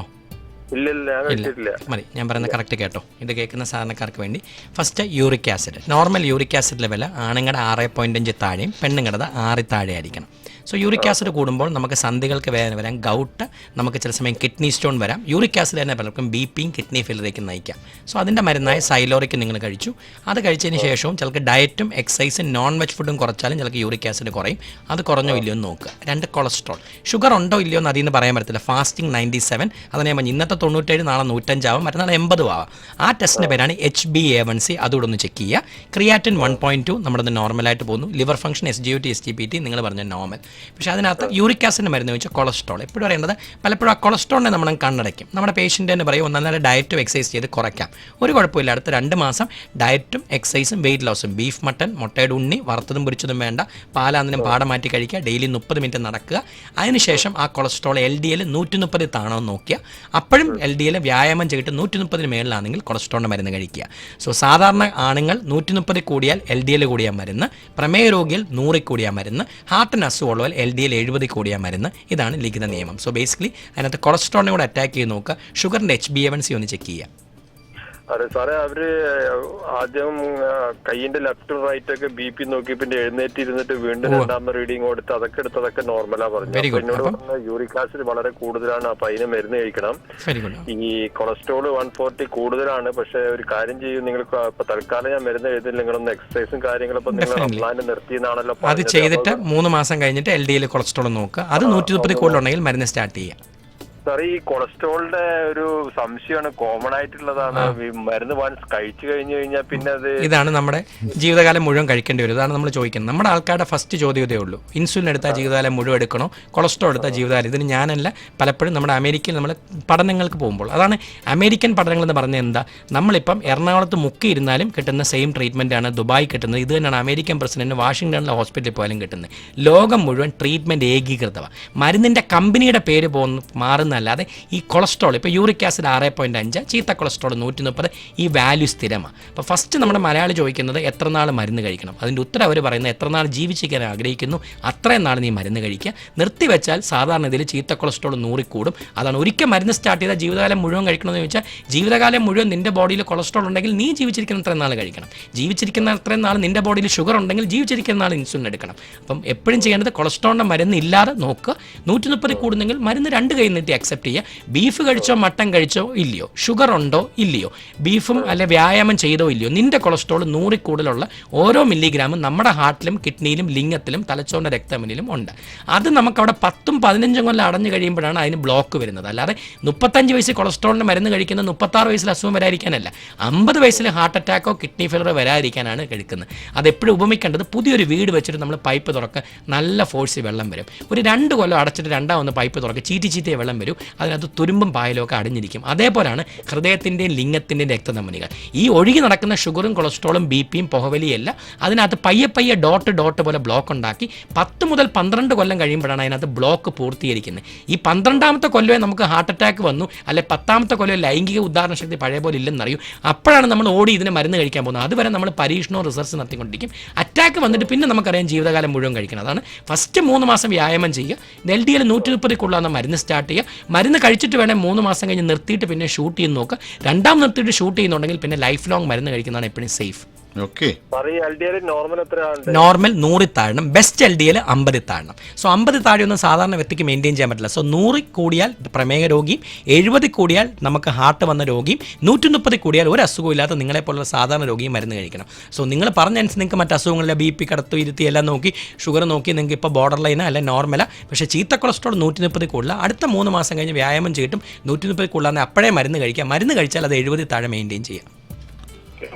Hello good morning Jeevitharekha. ആൾക്കാർക്ക് എന്താണ് പെട്ടെന്ന് ഒരു ക്ഷീണോ ഒരു തളർച്ച വരുന്നത്, നല്ലോണം ഭക്ഷണം കഴിക്കേണ്ടി വരുന്ന സമയത്ത് ഷുഗർ കുറയുമ്പോഴാണോ? നിങ്ങൾ ഷുഗറിന് മരുന്ന് കഴിക്കുന്നുണ്ടോ? കഴിക്കുന്നുണ്ട്. ഏതൊക്കെ മരുന്നാണ് കഴിക്കുന്നത്? ഗ്ലൂക്കോഫേജും അതിന്റെ പേരെന്തുവാ? കുഴപ്പമില്ല. നിങ്ങൾക്ക് രാവിലെ മരുന്ന് ഭക്ഷണത്തിന് അരമണിക്കൂർ മുമ്പാണോ കഴിക്കുന്നത്?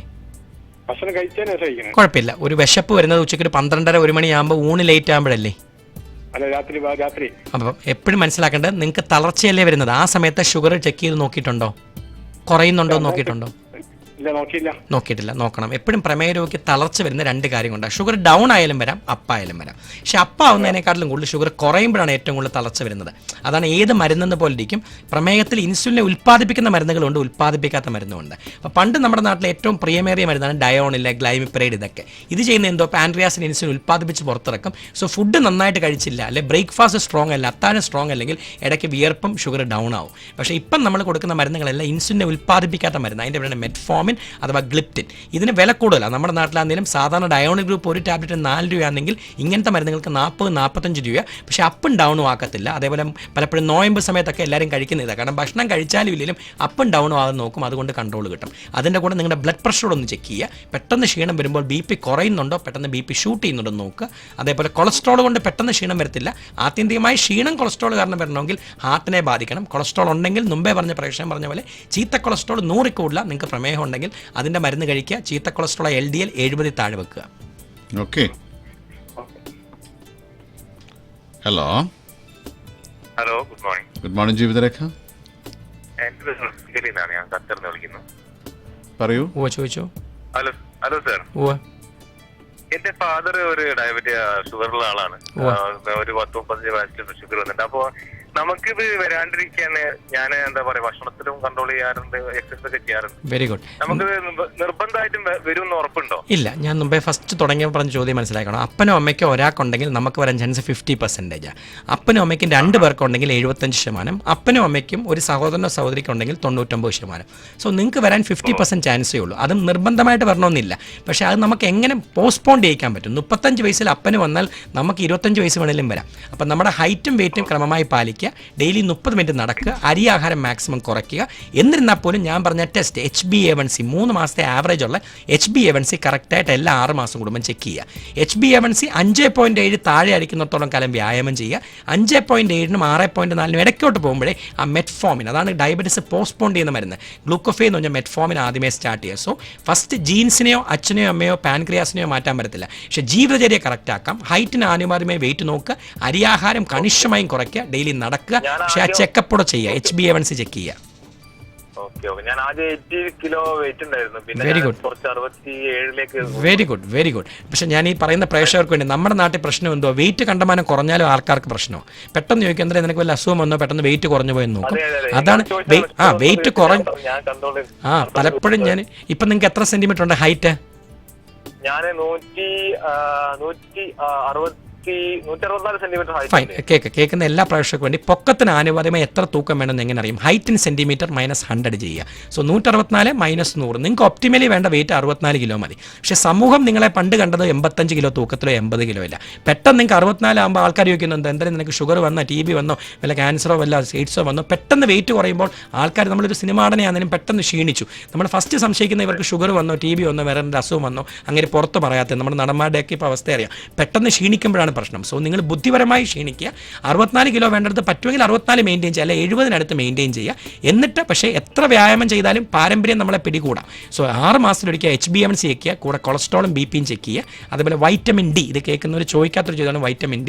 ഏറ്റവും കൂടുതൽ നമുക്ക് കാൽസ്യം ലഭിക്കുന്ന മത്തി, നെത്തോലി, പാലിൽ നിന്നല്ല സൂര്യപ്രകാശത്തിൽ നിന്ന്. അതാണ് വൈറ്റമിൻ D. ഇവിടുത്തെ പ്രവാസികൾ നമുക്കറിയാം, പലപ്പോഴും നമ്മളാരും ഇവിടെ വെയിലത്തിറങ്ങി നട്ടുച്ചക്കരുത്. എല്ലാവരും AC റൂമിലോ AC കാറിലോ ഇരിക്കും. ഉച്ചയ്ക്ക് 10 മിനിറ്റ് AC ഓൺ ചെയ്ത് കാറിനകത്തിരുന്ന് ഉറങ്ങും. സോ സൂര്യപ്രകാശം ഡെയിലി 18 മിനിറ്റിൽ ലഭിച്ചാലേ നമുക്ക് വൈറ്റമിൻ D ഉണ്ടാവുന്നുള്ളൂ. ഈ വൈറ്റമിൻ D കുറയുമ്പോഴും ക്ഷീണം, തളച്ച, തലമുടി പൊഴിച്ചിൽ, അതിനൊപ്പം പ്രമേഹം വരാൻ വെരി ഹൈ ചാൻസ് ഉണ്ട്. Very good. ആ ചോദ്യത്തിന് ഉത്തരവാണ് പറഞ്ഞത്. മത്തി, നെത്തോലി, പാല്, മുട്ട, എത്ര ലിറ്റർ? 3 ലിറ്റർ പാല് കുടിച്ചാൽ 20% വൈറ്റമിൻ D കിട്ടും. 80% കിട്ടുന്ന ഉച്ചവെയിലിൽ നിന്ന് 11 മുതൽ 3 മണി വരെ.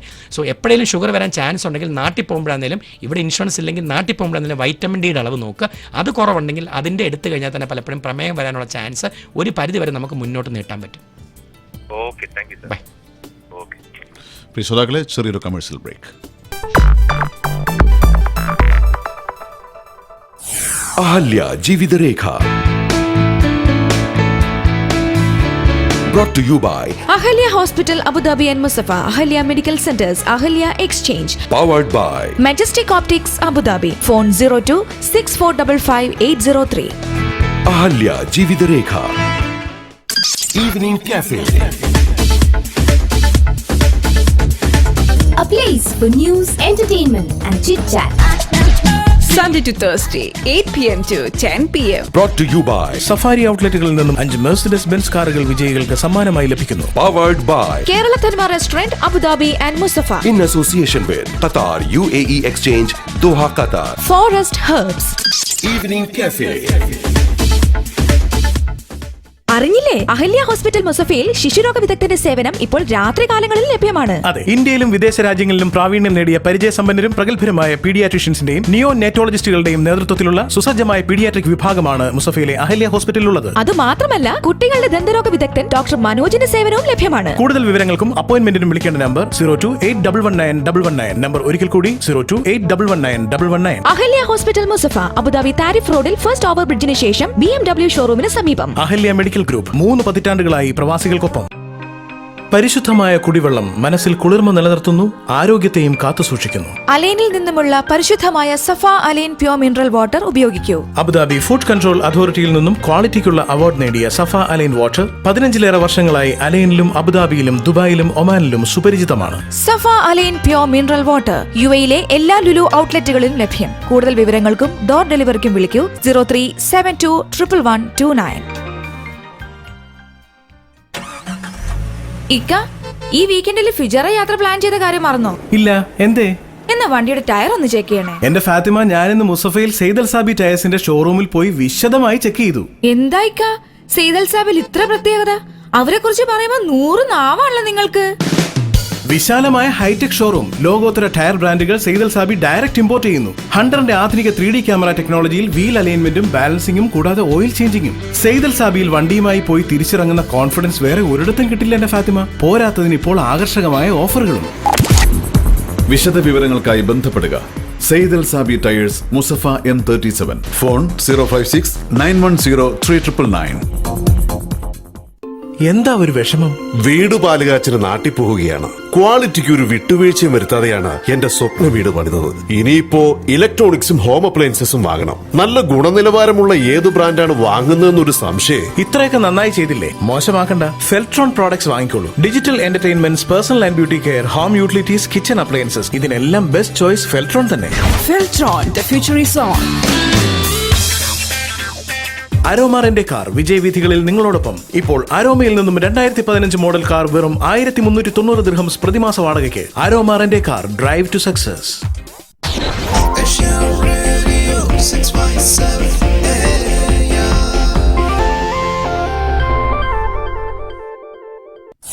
അഹല്യ ജീവിതരേഖ. ജീവിതരേഖയിൽ ശ്രോതാക്കളുടെ സംശയങ്ങൾക്ക് മറുപടി പറയുന്നത് ഷാർജ സണ്ണി സ്പെഷ്യാലിറ്റി മെഡിക്കൽ സെന്ററിലെ എൻഡോക്രിനോളജിസ്റ്റ് ഡോക്ടർ ബോബി മാത്യു ആണ്. വിളിക്കേണ്ട നമ്പർ 0439141163. ഹലോ, നമസ്കാരം. നമസ്കാരം, ജീവിതരേഖയാണ്. ഞാൻ അല്ലീൻ കബീറാണ്. പറയൂ കബീർ. ഡോക്ടറോട് ചോദിക്കാം. ഡോക്ടറെ, കബീറെ പറഞ്ഞോ. ഞാനൊരു 4 ദിവസം മുമ്പ് ടെസ്റ്റ് നടത്തി. അത് LDL 147 ആണ്. 147, ഷുഗർ 96, ടോട്ടൽ കൊളസ്ട്രോൾ 217. അപ്പൊ എന്നോട് ഡോക്ടർ പറഞ്ഞത് മരുന്ന് കഴിക്കേണ്ട ആവശ്യമില്ല, വ്യായാമം ചെയ്താൽ മതി എന്ന് പറഞ്ഞു. അപ്പൊ ഡോക്ടർ നേരത്തെ ഒരു ശ്രോതാവിന്റെ ഉപദേശം കൊടുക്കുന്നുണ്ട് 130 എപ്പോഴും കട്ട് ഓഫ് 130. അപ്പം ചീത്ത കൊളസ്ട്രോൾ നിങ്ങളുടെ ലാബിൽ തന്നെ എത്ര നോർമൽ വെച്ചിരിക്കുന്നത്? ഹലോ, നിങ്ങളുടെ ലാബിൽ നിങ്ങൾ ചെക്ക് ചെയ്ത ലാബിൽ തന്നെ എത്ര നോർമൽ? 0 to 100 ആണോ 130 ആണോ? അതാണ് ഞാൻ പറഞ്ഞത്. എല്ലാം ലിഖിത നിയമങ്ങളാണ്. അപ്പോൾ ഒരു ഡോക്ടർ പറഞ്ഞോ ഞാൻ പറഞ്ഞോ എന്നുള്ളതല്ല, എല്ലാം പ്രിന്റഡ് വാല്യൂ ആണ്. നിങ്ങൾക്ക് പ്രിന്റ് ചെയ്തിരിക്കുന്ന വാല്യൂ എത്ര? 130. 130-നപ്പുറം ചീത്ത കൊളസ്ട്രോൾ കൂടുന്നെങ്കിൽ 3 മാസം വ്യായാമം ചെയ്യുക. 3 മാസം നമ്മൾ വ്യായാമം ഡയറ്റും ചെയ്തിട്ട് 130 കൂടുതലുണ്ടെങ്കിൽ അപ്പം തന്നെ മരുന്ന് കഴിച്ചത് കുറയ്ക്കുക. അപ്പം പണ്ട് നമുക്ക് മരുന്ന് എഴുതാനുള്ള പ്രശ്നം എന്തോ നമ്മുടെ നാട്ടിൽ കണ്ടിട്ടില്ലേ? ശ്രീചിത്രയിൽ പോയി അല്ലെങ്കിൽ ട്രിവാൻഡ്രം മെഡിക്കൽ കോളേജിൽ പോയി മരുന്ന് എഴുതിയാൽ നമ്മുടെ നാട്ടിൻപുറത്തെ ഡോക്ടർ അത് വെട്ടിത്തരുമോ, ഈ മരുന്നൊന്നും ഇത്രയും കഴിക്കേണ്ട ആവശ്യം, നന്നായിട്ട് നടന്നാൽ മതി, വ്യായാമം ചെയ്താൽ മതി. അപ്പം എഴുതുന്ന ഡോക്ടർ വില്ലനും വെട്ടുന്ന ഡോക്ടർ ഹിറ്റും ആവും. ഇപ്പം അങ്ങനെയല്ല. പണ്ട് മരുന്ന് എഴുതിയാൽ ആ ഡോക്ടറിനെ കാണാൻ പേഷ്യൻ്റ് പോകില്ല. അങ്ങനെ കണ്ടമാനം മരുന്ന്, കണ്ടമാനം ടെസ്റ്റ്. അപ്പം ജനകീയനാകാൻ വേണ്ടി മരുന്നുകൾ പേഷ്യൻ്റ് കുറച്ച് കൊടുക്കും. ഡോക്ടേഴ്സിന് ഒരു നഷ്ടമായിട്ടും സംഭവിക്കുന്നില്ല. 10 കൊല്ലം ആ 130 കൂട്ട് കിടന്ന് ഇവൻ അറ്റാക്ക് വരുന്നു, അപ്പം ചെന്ന് കൊളസ്ട്രോളിൻ്റെ മരുന്ന് 2 സ്റ്റെൻറ്റ് ഇട്ടിട്ട് കഴിക്കും. നിങ്ങൾ ഫസ്റ്റ് ചെയ്യേണ്ടത് അതാണ്. ഞാൻ പറഞ്ഞത് ലൂസ് സ്റ്റോക്കോ വെറും ഡയലോഗുകളിലോ കാര്യമില്ല. വാല്യൂ നിങ്ങളുടെ ഫ്രണ്ടിൽ തന്നെ ടൈപ്പ് ചെയ്ത് വെച്ചിട്ടുണ്ട് 130 എന്നുള്ളത്. സാധാരണക്കാർക്ക് 3 മാസം കഴിഞ്ഞിട്ട് LDL 130 കൂടിയ മരുന്ന്, പ്രമേയ രോഗിക്ക് 100 കഴിഞ്ഞാൽ മരുന്ന്, കേൾക്കുന്നതിൽ ഹാർട്ട് അറ്റാക്ക് വന്നവർക്ക് LDL 70 കഴിഞ്ഞാൽ മരുന്ന്. അപ്പം നിങ്ങൾ ചോദിക്കുന്നത് അങ്ങനെയാണെ ബെസ്റ്റ് LDL എത്ര? ഒരു കൂലിപ്പണിക്കാരൻ രാവിലെ തൊട്ട് വൈകുന്നേരം വരെ കിളയ്ക്കുന്നു, അല്ലെങ്കിൽ റബ്ബർ ടാപ്പിംഗ് തൊഴിലാളി, ബെസ്റ്റ് LDL എത്ര ആയിരിക്കണം? LDL കൊളസ്ട്രോൾ 50 താണാൽ മതി. അത് 0 ആയാലും നമുക്കൊന്നുമില്ല. മറിച്ച് ഗുഡ് കൊളസ്ട്രോൾ HDL, പല ആൾക്കാരും എന്ന് പറയുമോ ചീത്ത കൊളസ്ട്രോൾ 160 ഡോക്ടർ, പക്ഷേ നല്ല കൊളസ്ട്രോൾ 60 ഉണ്ട്, അപ്പം പിന്നെ മരുന്ന് വേണ്ടല്ലോ. നല്ല കൊളസ്ട്രോൾ എത്ര ഉണ്ടെങ്കിലും ഒരു കുഴപ്പമില്ല, അത് കോംപ്ലിമെൻ്ററിയാണ്. പക്ഷേ ചീത്ത കൊളസ്ട്രോൾ കൂടുന്നതാണ് ഹാർട്ടിനും കിഡ്നിക്കും ലൈംഗിക ഉദ്ധാരണവും. ഇപ്പം പലപ്പോഴും നമ്മുടെ പഠനങ്ങൾ കാണിക്കുന്നത് ഹാർട്ട് അറ്റാക്ക് വരുന്നതിന് മുമ്പ് ലിംഗത്തിന് പവറാണ് പോകുന്നത്. എന്ന് വെച്ചാൽ ഏറ്റവും നേർമേറിയ രക്തക്കൊല്ല ലിംഗത്തിൻ്റെയാണ്, പിന്നെ ഹാർട്ട്, പിന്നെ തലച്ചോറ്. അതാണ് 45 വയസ്സിൽ ഫസ്റ്റ് ലിംഗം പഴയ പവർ കിട്ടത്തില്ല. ആഗ്രഹം വരും, പക്ഷേ ഉദ്ധാരണം സ്ട്രോങ് അല്ല. 50 വയസ്സാകുമ്പോൾ നടക്കുമ്പോൾ ഒരു കിതപ്പ്, 52 വയസ്സിൽ ഒരു ആൻജിയോഗ്രഫി ചെയ്യുമ്പോൾ ബ്ലോക്ക്, 65 വയസ്സിൽ സ്ട്രോക്ക്. ഇതാണ് കൊളസ്ട്രോളിൻ്റെയും ബിപിൻ്റെയും ഷുഗറിൻ്റെയും ആകപത്രം. സോ ഫസ്റ്റ് ലിംഗം, പിന്നെ ഹാർട്ട്, പിന്നെ തലച്ചോറിനെ ബാധിക്കുന്നുള്ളൂ. സോ ഇന്ന് കൊളസ്ട്രോളിൻ്റെ മരുന്ന് കഴിക്കുന്ന ഹാർട്ട് അറ്റാക്ക് കൺട്രോൾ ചെയ്യുന്നതിനേക്കാൾ ഉപരി ഞാൻ പറഞ്ഞു ഒരു പൈപ്പിൽ കൂടെ വെള്ളം പോകുന്ന പോലെയേ ഉള്ളൂ. ആഗ്രഹം വരുമ്പോൾ ലിംഗം ഉദ്ധരിക്കുന്ന അങ്ങനെ പല പ്രവാസികൾ നമ്മുടെ അടുത്ത് പറയാം, ഡോക്ടർ ഷുഗർ ഉണ്ട്, കൊളസ്ട്രോൾ ഉണ്ട്, ലൈംഗിക ശേഷി കുറഞ്ഞു, എന്തുകൊണ്ടാണെന്ന് ചോദിക്കും. പലപ്പോഴും നോക്കുമ്പം ഷുഗർ 105 ഉള്ളൂ, കൊളസ്ട്രോൾ ഇതേപോലെ 135 ചീത്ത കൊളസ്ട്രോൾ, BP 140-90. ഇത് എന്നാ തുടങ്ങി 32 വയസ്സിലെ ഇച്ചിരി ഷുഗറും കൊളസ്ട്രോളും ഉണ്ട്. സോ 10 കൊല്ലം കഴിഞ്ഞ് 45 വയസ്സായപ്പോൾ ഈ ഇച്ചിരി ഷുഗറും ഇച്ചിരി കൊളസ്ട്രോൾ ഇച്ചിരി BPയും ഫസ്റ്റ് ലിംഗത്തിനെ അങ്ങ് ബ്ലോക്ക് ആക്കി. സോ ആഗ്രഹം വരുന്നുണ്ട്, പക്ഷേ ലിംഗം 50% പൊന്തുന്നുള്ളൂ, ബാക്കിക്കോ അപ്പോഴും ഷുഗറിനും കൊളസ്ട്രോളും കഴിക്കത്തില്ല. നാട്ടിൽ പോയ വയാഗ്ര എന്തെങ്കിലും പവറുകൾ ഓരോ ലേപനങ്ങൾ വാങ്ങിച്ചങ്ങ് തേക്കും, എന്നിട്ട് അറ്റാക്ക് വരുമ്പോൾ മാത്രം ഇത് നോക്കും. അപ്പോൾ ബെസ്റ്റ് നോക്കേണ്ടത് ഇത് കേൾക്കുന്ന നിങ്ങൾ ഡോക്ടർ വ്യായാമം കഴിഞ്ഞ് കഴിഞ്ഞിട്ടുണ്ടെങ്കിൽ ശരാശരി ഇപ്പൊ ഈ തോതിലുള്ള ടെസ്റ്റ് നടത്തിയ റിസൾട്ട് കിട്ടുക ഈ ശരാശരി ഏത് തോതിലുള്ള ഭക്ഷണമാണ് എപ്പോഴും കൊളസ്ട്രോൾ ഉണ്ടാക്കുന്ന ഭക്ഷണങ്ങൾ 3 മാത്രം. ബീഫ് മട്ടൺ വേണ്ട, chicken without skin without liver and kidney കഴിക്കാം. അപ്പോൾ ചിക്കൻ വറുത്തതും പൊരിച്ചതും അല്ലാതെ സ്കിൻ മാറ്റി ലിവറും കിട്ടില്ലാതെ ചിക്കൻ കറക്റ്റായിട്ട് കഴിച്ചാൽ പ്രോട്ടീൻസ് കിട്ടും. മുട്ടയുടെ ഉണ്ണി വേണ്ട, മുട്ടയുടെ വെള്ള കഴിക്കാം, പ്രോട്ടീൻസ് കിട്ടും.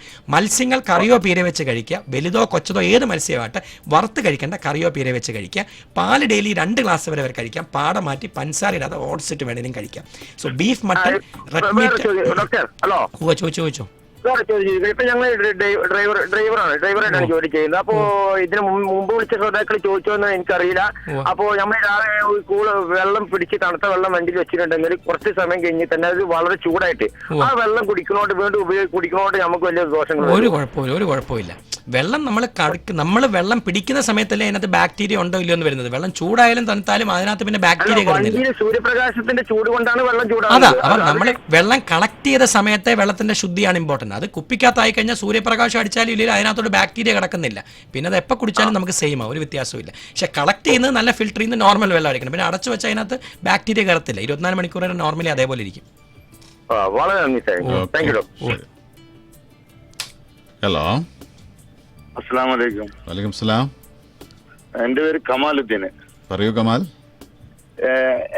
എന്നെ പ്രോബ്ലം എന്താണെങ്കിൽ കാൽമുട്ടിന് ഭയങ്കര വേദന. അത് ഞാൻ ഷട്ടിൽ കളിക്കുന്ന മനുഷ്യനാണ്. ഷട്ടിൽ കളിക്കുന്ന സമയത്ത് ആണ് ഈ വേദന വരുന്നത്. അത് കഴിഞ്ഞ് നമസ്കരിക്കാൻ പറ്റുന്നില്ല. കമാലുദ്ദീനെ ഞാൻ ഫസ്റ്റ് ചോദിക്കട്ടെ, എത്ര വയസ്സുണ്ട്? എനിക്ക് 38. എത്ര ഹൈറ്റും എത്ര തൂക്കവും പൊക്കം എത്ര, വെയിറ്റ് എത്ര? വെയിറ്റ് 65. Very good. ഹൈറ്റ് എത്ര ഉണ്ട്? Height almost 160 to 160. മതി കമാലുദ്ദീൻ. ഞാൻ ജസ്റ്റ് ഓർത്തോടെ ക്വസ്റ്റൻ അല്ല, എന്നാലും 162 സെന്റിമീറ്ററിന് 62 കിലോ വരെ തൂക്കം പോകാം. വലിയ പൊണ്ണത്തടിയില്ല.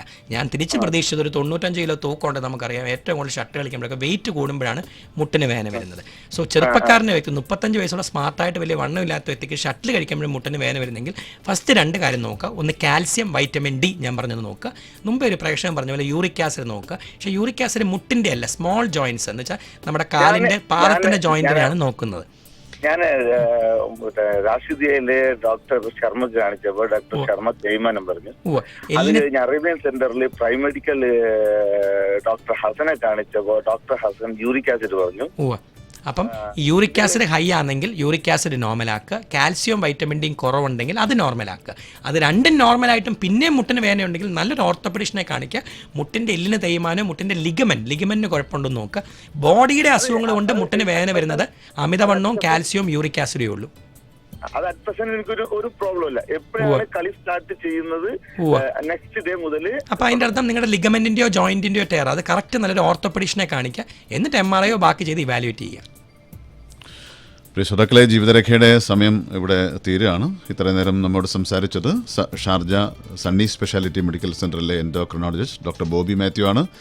അദ്ദേഹത്തിൻ്റെ കൂടുതൽ സേവനം നിങ്ങൾക്ക് ആവശ്യമാണെങ്കിൽ വിളിക്കേണ്ട നമ്പർ 0656888707 0656888707 അല്ലെങ്കിൽ 055390860 055390860. Thank you doctor. Thank you sir. പ്രിയപ്പെട്ട ശ്രോതാക്കളെ, ഇനി അല്പസമയത്തിനകം പ്രധാന വാർത്തകൾ കേൾക്കാം. അതിനുശേഷം സ്മാർട്ട് ലേഡിയുമായി ആൻഡ്രിയ ജോയിൻ ചെയ്യും. Ahalia Jeevitharekha brought to you by Ahalia hospital Abu Dhabi and Mussafah, Ahalia medical centres, Ahalia exchange. ആതുര സേവന രംഗത്തും ധനവിനിമയ രംഗത്തും മലയാളികളുടെ ആത്മമിത്രം. powered by majestic optic